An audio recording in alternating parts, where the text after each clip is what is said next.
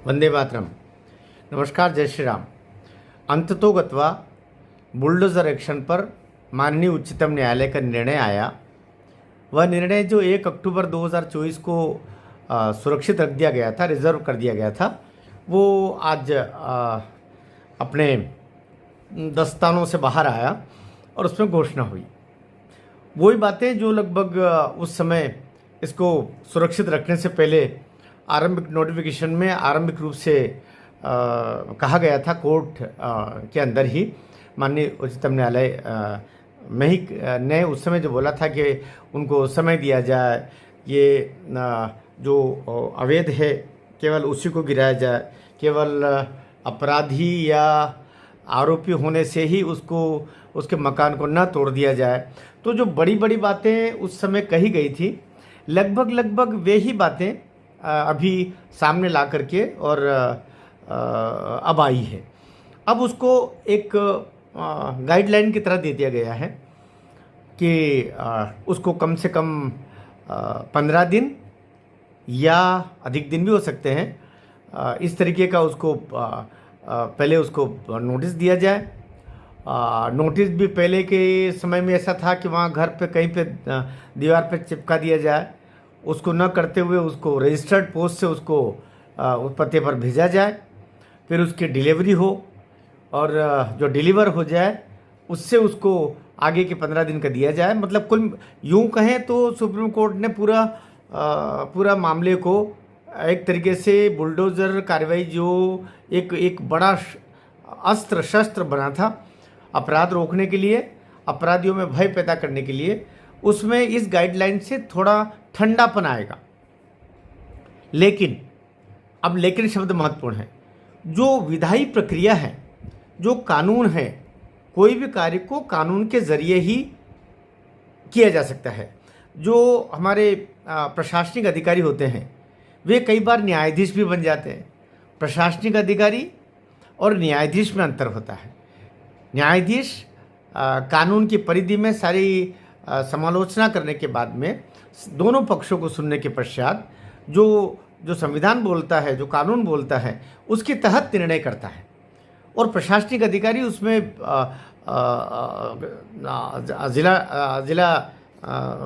जिलाधीश भी हो गए, कलेक्टर हो गए, एसडीएम हो गए, तहसीलदार हो गए, पटवारी हो गए।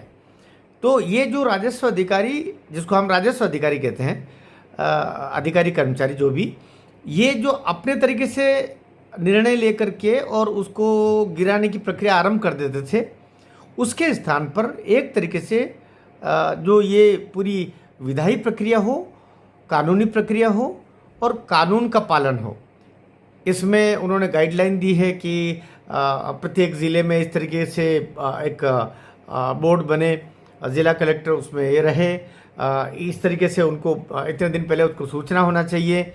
और तब भी जो ये 1 अक्टूबर से के समय जो बोला गया था कि अगर आपने अवैध कब्जा करके रखा है, यदि आपने मतलब उस व्यक्ति ने वो सड़क किनारे है, रेलवे के उस क्षेत्र में है, या फिर और किसी सार्वजनिक स्थल पर है जहाँ पर पब्लिक का सीधा आना जाना समावेश, उस सार्वजनिक संपत्ति की उपयोगिता उसमें, और आपने अवैध कब्जा करके रखा है, तो कब्जा करके रखा है या अवैध तरीके से निर्माण कर लिया है, तो उस अवस्था पर वो लागू होगा। लेकिन उसको एक प्रक्रिया के तहत पूरा करके और फिर किया जाए। कुल मिला के ये हुआ है।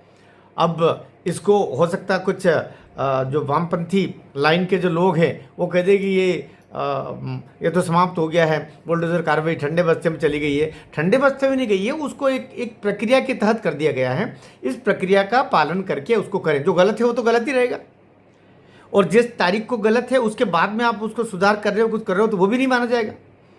उस तिथि से की तक, जिस तिथि को नोटिस दिया गया उस तिथि तक जो प्रक्रिया है वो वैध है तो वैध है, अवैध है तो अवैध है। दोनों स्थितियों में सामने वाले को अवसर दिया जाए। अवसर देने के बाद में उसका डिमोलिशन करना है, जो कुछ करना है, या वो सही है तो सही है, दोनों किया जाए। साथ ही जैसे पहले बोला था माननीय उच्चतम न्यायालय ने कि किसी का अपराधी या आरोपी होने पर ही उसके घर को तोड़ दिया जाए, ये ठीक नहीं है, और वैसे भी कानून की दृष्टि से वो ठीक था भी नहीं, और ऐसा होता भी नहीं था।